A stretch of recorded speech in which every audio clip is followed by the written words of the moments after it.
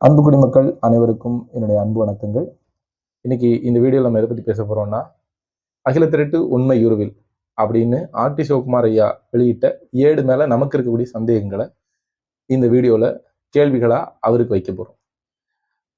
RT Sivakumar ஐயா ஒரு விஷயத்தை அடிக்கடி சொல்றாரு. அதாவது ஏற்கனவே இப்போ மக்கள் கையில் இருக்கக்கூடிய புழக்கத்தில் இருக்கக்கூடிய பாராயணக்காரர்கள் ஏடு வாசிப்புக்காரர்களால் அங்கீகரிக்கப்பட்டு இந்த உலக மக்களுக்கு ஐயா கொடுத்த உண்மையான அகில திரட்டு அம்மானை அது ஒரு போலியான ஏடுன்னும் தன்னுடைய கையில் இருப்பதுதான் உண்மையான ஏடுன்னு சொல்லி அவர் பேசிட்டு வர்றார்.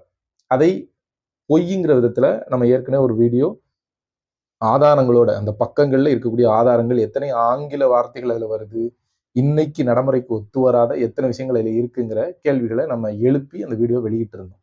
இப்போ மறுபடியும் இந்த வீடியோல நம்ம என்ன சொல்ல விரும்புறோம் அப்படின்னா, அவர் தொடர்ந்து என்ன சொல்றாருன்னா, எனக்கு கையில இருக்கக்கூடிய ஏடு தான் உண்மையான ஏடு அப்படின்னு சொல்றாரு. அப்போ அவருக்கு நாம என்ன கேள்வி வைக்கிறோம்னா, இன்றைக்கு நான் பெரும்பாலான பாராயணக்காரர்கள், அது பெரும்பாலானன்னு சொல்றதை விட நிறைய பாராயணக்காரர்கள் என்ன சொல்றாங்க அப்படின்னா, ஐயா நீங்க இந்த ஆர்டி சிவகுமார் ஐயா வெளியிட்ட ஏடை வச்சு பாராயணம் பண்றது இல்லையா, அந்த ஏடு எப்படியா இருக்குன்னு கேட்கிறப்ப அவங்க என்ன சொல்றாங்க அப்படின்னா, ஐயா அந்த ஏடு அவ்வளோ சரியானதாக இல்லை. நிறைய விஷயங்கள் அந்த ஏட்டில் இருக்கக்கூடிய விஷயங்களும் அந்த கதைகளும் முன்னுக்கு பின்னும் முரணா இருக்கு. நிறைய பொருளே சரியா உட்கார மாட்டேங்குது.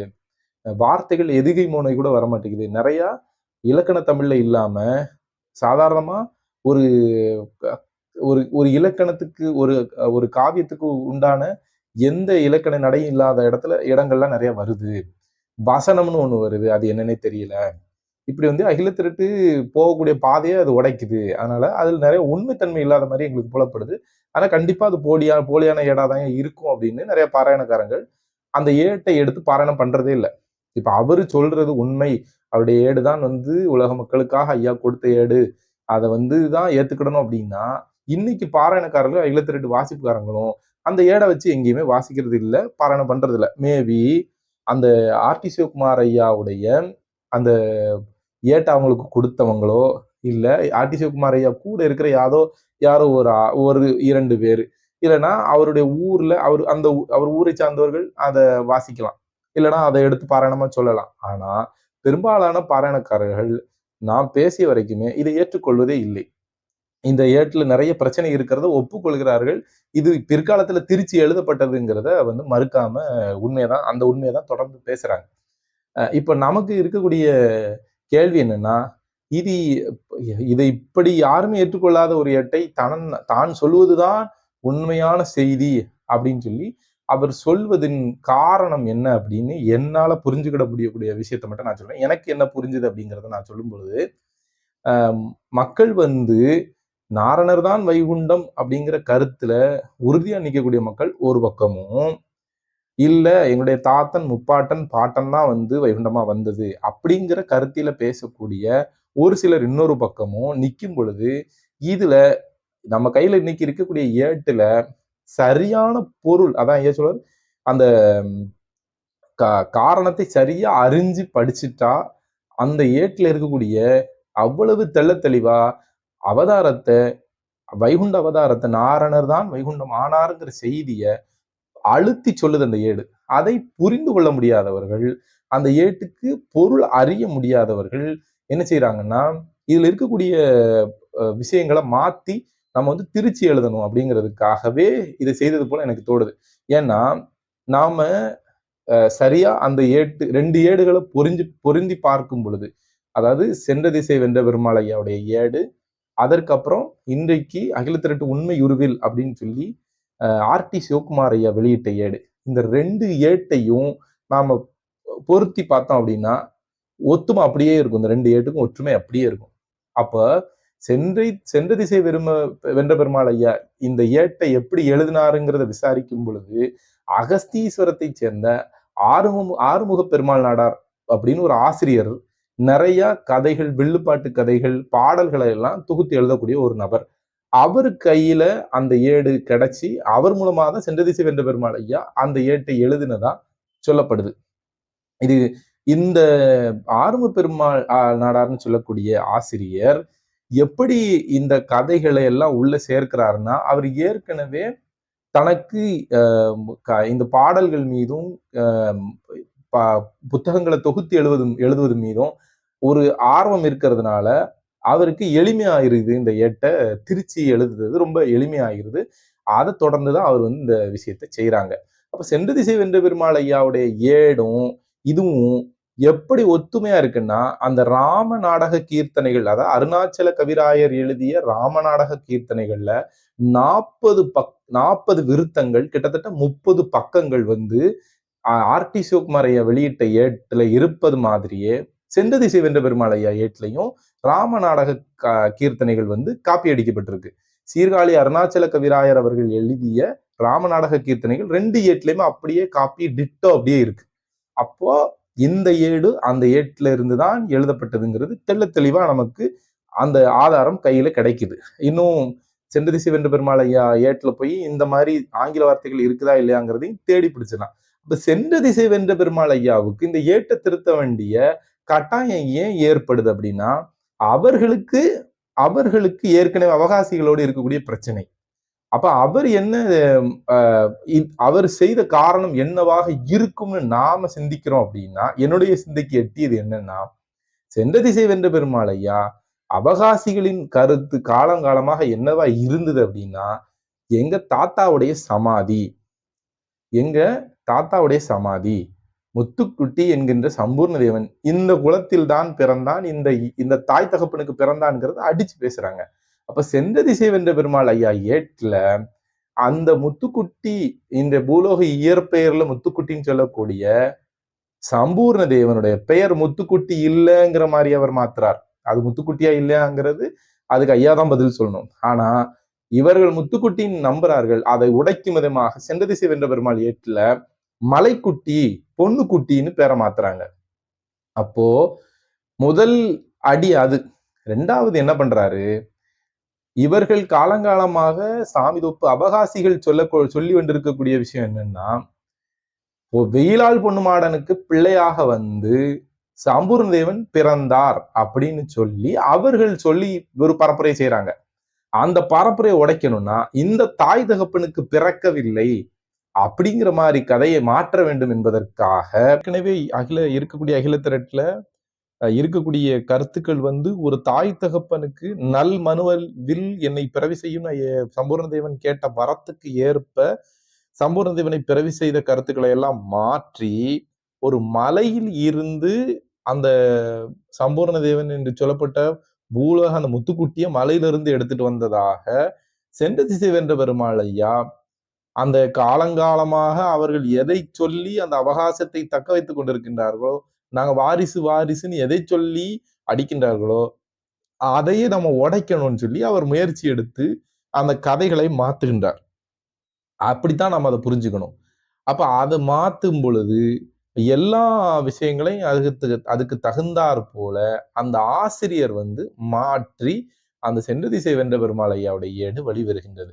இப்ப இதுல இருந்து நம்ம புரிஞ்சுக்கிடக்கூடிய ஒரே ஒரு விஷயம் என்னன்னா, இவர்கள் எல்லோருமே ஒரு கருத்துக்காக இலத்திரட்டை மாற்றுகின்றார்கள். முத்துக்குட்டி என்ற சம்பூர்ண தேவன் இந்த உலகத்திலே பிறந்து வளர்ந்து தன்னுடைய முற்பிறவிலே எம்பெருமான் கொடுத்த, அதாவது தேவலோகத்துல எம்பெருமானிடம் வாங்கிய வரத்தால இந்த பூலோகத்துல அவனுக்கு மானுட பிறவி கொடுக்கப்பட்டு அந்த மானுட பிறவிக்கு பின்பாக அவனுக்கு முக்தி அளிக்கப்படுகின்றது. அந்த கடற்கரையில கடற்பதத்தில நீராட்டி அவனுடைய உயிருக்கு முக்தி கொடுத்து அவனுடைய உடலை மண்ணுக்கு இரையாக்கி எம்பெருமான் நாராயணர் தாமே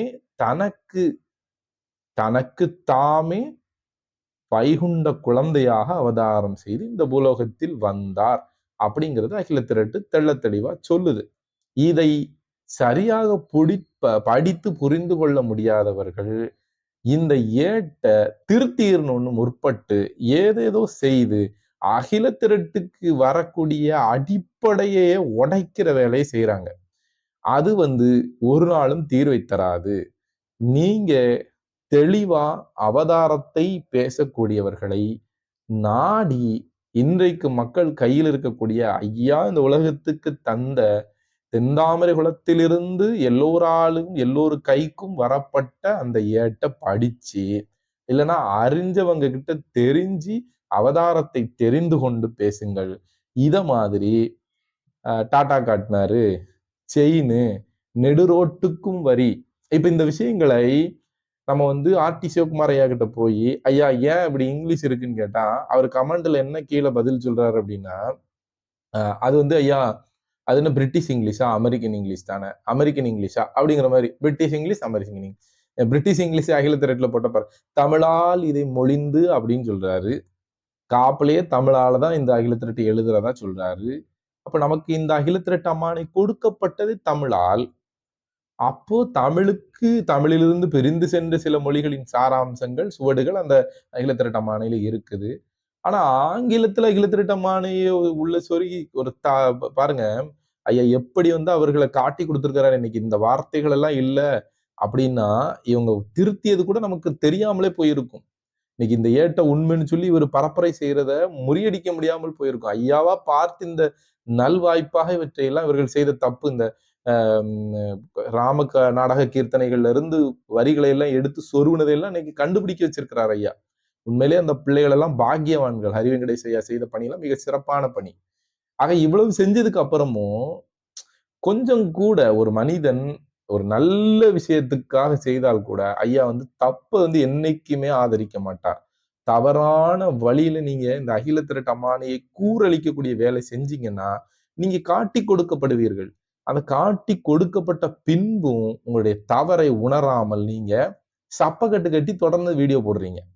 என்ன சப்பக்கட்டு கட்டுறீங்க? ஐயா டாட்டாங்கிறது இங்கிலீஷ் இல்ல, தமிழ் வார்த்தை. எந்த தமிழ் அகராதிகள் டாட்டான்னு ஒரு தமிழ் வார்த்தை கொஞ்சம் அகராதி எடுத்து போட்டோ எடுத்து நம்ம வீடியோ போடும்போது பவர்ங்கிற வார்த்தை எப்படி தமிழ் வார்த்தைங்கிறது அகராதியிலிருந்து விளக்கம் போட்டோம். அதே மாதிரி இன்னைக்கு வந்து நம்ம ஆர்டி சிவகுமார் ஐயா டாட்டாவுக்கு தமிழ் அகராதியில இருந்து போடுவாரா, கோரால இருந்து போடுறாரு பதில் எடுத்து. கோரா இன்னைக்கு கூகுள்ல வந்தது. நம்ம கேட்கறது நீங்க தமிழர் அகராதியில இருந்து எடுத்து போடுங்க ஐயா.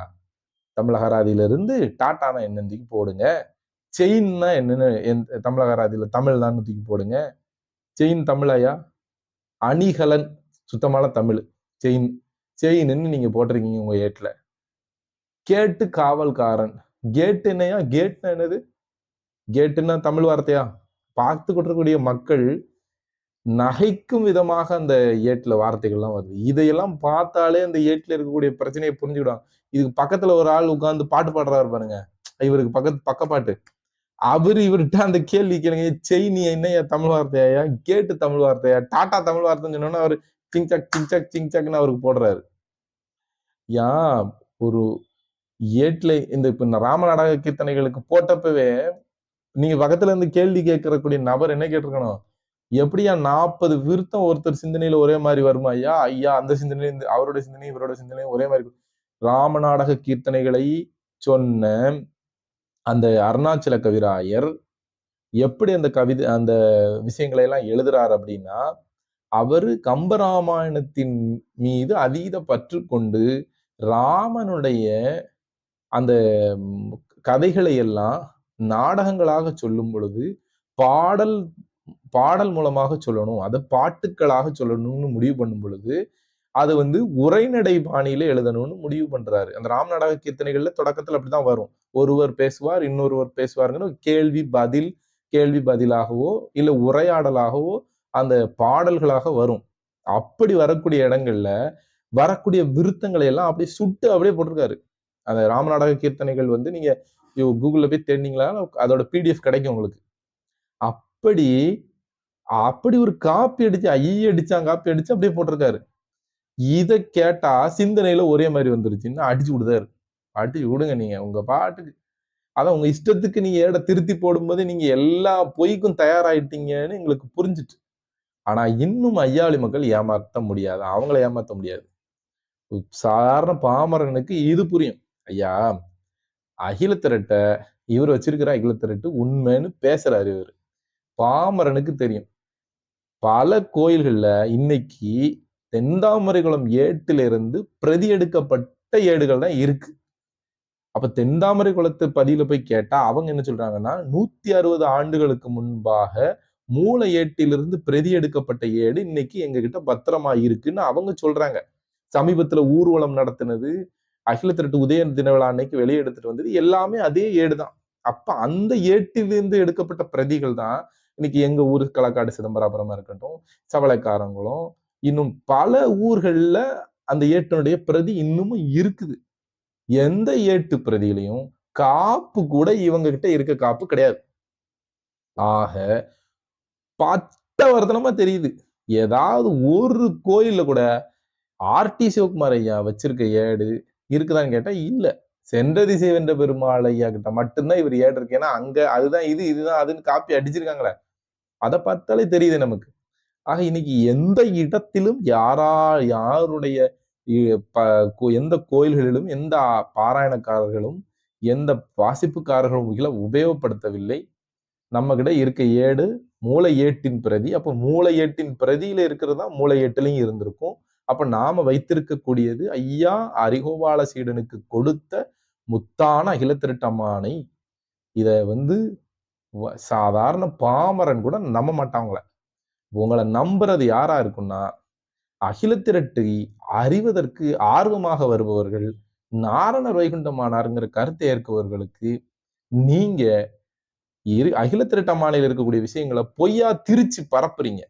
அதன் மூலமாக அவர்களும் இதுதான் உண்மையா இருக்குமோ நம்பி உங்க பின்னாடி வராங்க. இன்னும் அதை நாங்க படிப்போம். உங்க ஏட்ட படிக்காம இருக்க மாட்டோம். படித்து அதற்குள்ள இருக்கக்கூடிய இன்னும் பல விஷயங்கள் அடுத்த வீடியோல வரக்கூடிய விஷயங்கள் இதை இன்னும் அதிகமா இருக்கும். அதுல இருக்க எல்லா விஷயங்களையும் ஒண்ணு வெளியில எடுத்து மக்களுக்கு தெரியப்படுத்துவோம். அதனால மக்கள் விழிப்பா இருக்கணும். அகில திரட்டு மேல எப்பவும் நம்பிக்கை இழக்காமல் இருங்க. ஐயா தந்த அகில திரட்டு அம்மானை நம்ம கையில இன்னைக்கு இருக்கக்கூடிய அகில திரட்டு அம்மானை ஒன்றுதான். ஒரே அகில திரட்டு அம்மானை தான். அதுக்கு உண்மை உருவில், டூப்ளிகேட் உருவில் அப்படின்லாம் ஒண்ணு வரவே வராது. அப்படி ஒருத்தன் செய்யறான்னா அவன் ஆகமத்தை கூறளிக்கும் செயலை செய்கின்றான்னு அர்த்தம். அதனால அன்பர்கள் விழிப்போடு இருந்து இது போன்ற கூறளிக்கும் செயலை செய்கின்றவர்களை ஒருபோதும் என்டர்டெயின் பண்ணாதீங்க. இவங்களெல்லாம் விடவே கூடாது. ஐயா உண்டு.